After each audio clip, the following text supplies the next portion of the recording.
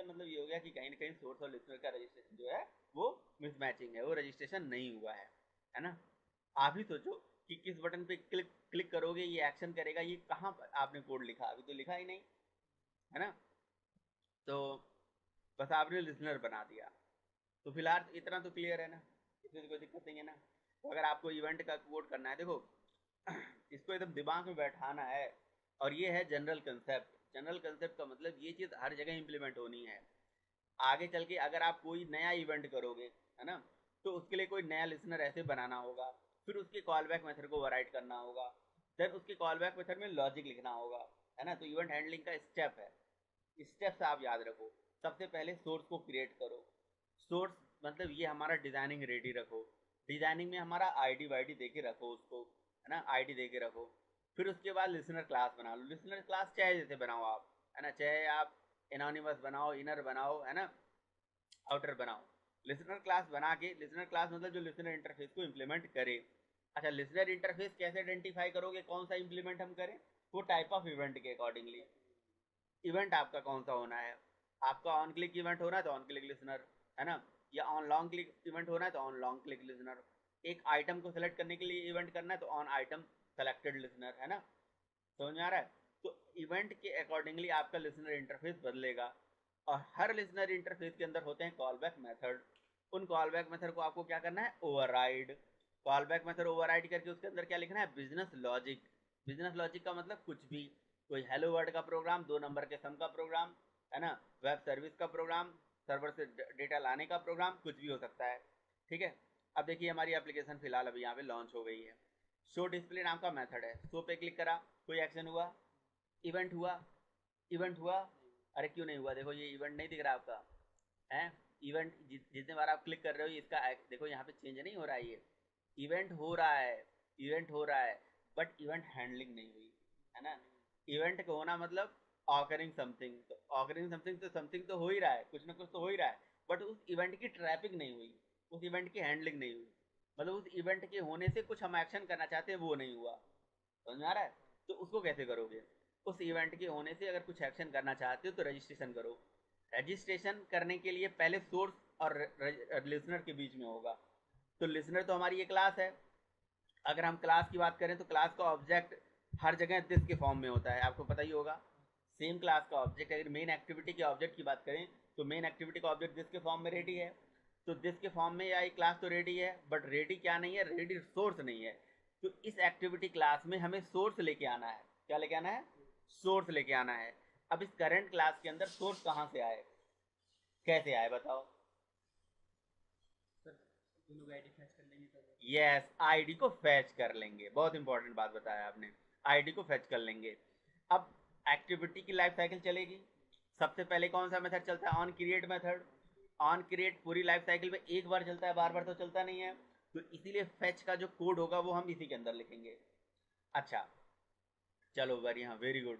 तो फैच कैसे करें? अच्छा ये बताइए, ये जो है ये बटन्स हैं, इनको क्या बोलते हैं? बटन्स को एक एंड्रॉयड की भाषा में हम बोल सकते हैं विजेट्स, या बोल देंगे व्यूज। क्या बोलेंगे? व्यूज।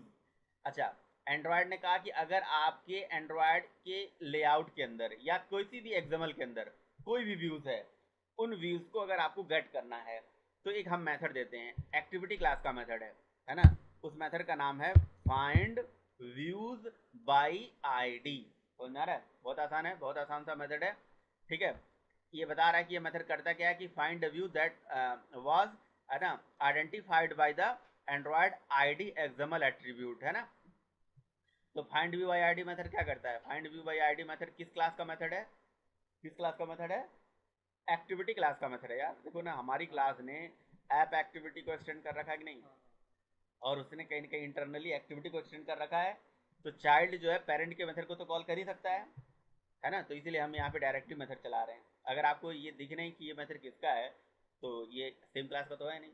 अच्छा, तो फाइंड व्यू बाई आईडी, तो फाइंड व्यू बाई आईडी नाम से स्पष्ट है, बहुत आसान सा मेथड है। मतलब व्यू को फाइंड करो आईडी के बिहाफ पे। ठीक है। चलिए जी, हम फाइंड करते हैं।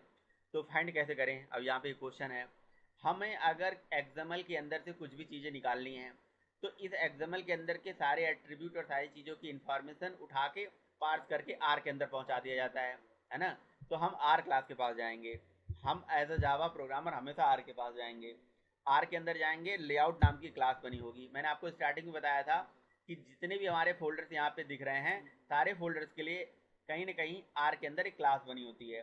तो आर एक क्लास है, लेआउट उसके अंदर एक नेस्टेड क्लास है। तो क्लास के ऊपर क्लास ऐसे कॉल करा गया है, ठीक है। तो आर डॉट लेआउट, है ना। अच्छा, आर डॉट, ठीक है, हमें लेआउट क्लास भी हमारे पास है। अगर लेआउट की ज़रूरत होती, जैसे यहाँ पे ज़रूरत थी, तो हमने यहाँ पे कॉल करा हुआ है, ठीक है। लेकिन यहाँ पे लेआउट की ज़रूरत नहीं है, हमें ज़रूरत है आईडी नाम की क्लास की, ठीक है। क्योंकि आर डॉट आईडी नाम की भी एक क्लास होती है, ठीक है। आईडी क्लास, ये आपको जितने भी दिख रहे हैं, ये जितनी चीज़ें दिख रही हैं यहाँ पे, ये सब क्लासेस ही हैं। कहाँ पे पड़ी हुई हैं? आर के अंदर, आईडी क्लास, ठीक है। और आईडी की एंट्री आईडी क्लास में पड़ी होती है। आईडी डॉट जब करोगे ना, तो आईडी दिख जाएगी। देखो दोनों बटन की आईडी दिख रही है, ये बटन की आईडी दिख गई, ठीक है, सेमीकोलन लगा दिया। अच्छा, अब ये जो बटन हमारे पास आया है ना, ये बटन एक टैग है ना, एक व्यू है, विजिट है, और इसी बटन को रिप्रेजेंट करने के लिए बटन नाम की क्लास होती है। तो ये चीज़ आपको ध्यान रखना है जी। एक्सएमएल में जितने भी हमारे पास टैग यहाँ पे हैं, चाहे वो बटन है, चाहे वो लेबल है, चाहे वो टेक्स्ट फील्ड है, चाहे वो चेकबॉक्स है, जितने भी व्यूज हैं, विजिट्स हैं, सारे विजिट्स के लिए हमारे जावा के अंदर उसके करस्पॉन्डिंग क्लासेस होती हैं। समझ में आ रहा है? तो जैसे जैसे एग्जाम्पल के तौर पर समझिए, जैसे बटन के लिए बटन नाम की क्लास, लेबल के लिए लेबल नाम की क्लास। तो ये जो find view by ID method है, इसका जरा रिटर्न टाइप देखिए क्या है। रिटर्न टाइप देखिए क्या है इसका। रिटर्न टाइप है व्यू, क्या है? व्यू।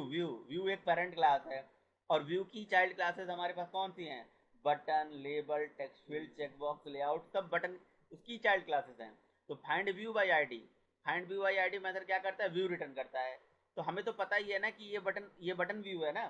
कौन सा व्यू है? Button view. तो इसको हम क्या कर लेंगे? व्यू ने टाइप कास्ट करके बटन टाइप में ही टाइप कास्ट कर लेंगे।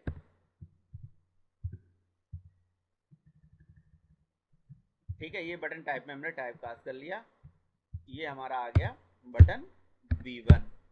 क्लियर है या नहीं है? तो ये पहला व्यू हमने बटन की आईडी को गेट कर लिया। ये हम क्या कर रहे हैं? ये हम सोर्स और लिसनर के रजिस्ट्रेशन कराने के लिए कर रहे हैं, ठीक है। इस तरह से हमने पहला, इस तरह से हमने दूसरा, दोनों हमने बटन को यहाँ से गेट कर लिया। ये दोनों ऑन क्रिएट मेथड में इसलिए कर रहे हैं ताकि ये, क्योंकि एक बार ही चलता है, ठीक है। अच्छा चलिए, आ गया, दोनों बटन की आईडी हमारे पास आ गई। जैसे हमने V1 V2 दोनों की आईडी आ गई, दोनों बटन, दोनों सोर्स हमारे रेडी हो गए। ये सोर्स है, लिसनर आ गया।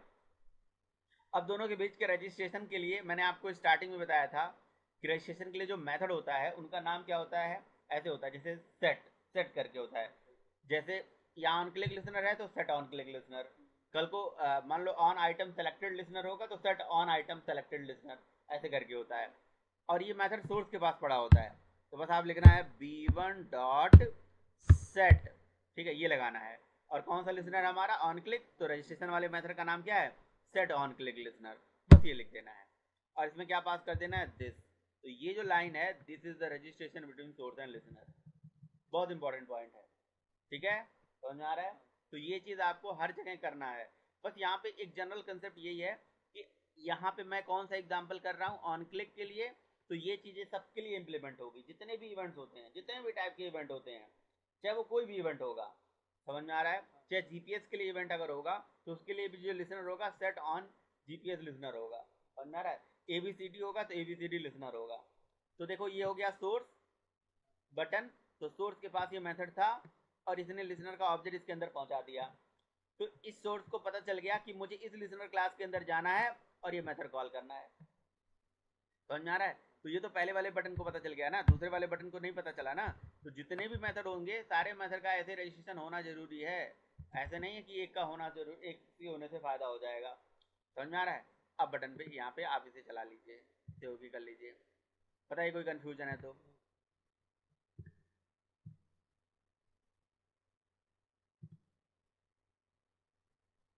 बी,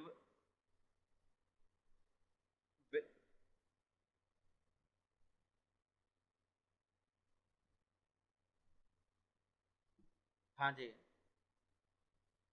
हाँ हाँ, यस, ये ऑन क्लिक मेथड आपका कॉल हो जाएगा, ये रिस्पॉन्स दे देगा आपको। क्लियर है? यहाँ पे जो find view I ID method है ना, उसका जो रिटर्न टाइप था वो था व्यू। हमने व्यू में ना लेके उसको बटन में ले लिया, तो कहीं ना कहीं उसका ऑब्जेक्ट इसके अंदर आ गया। ये जो B1 B1 B1 B2 है,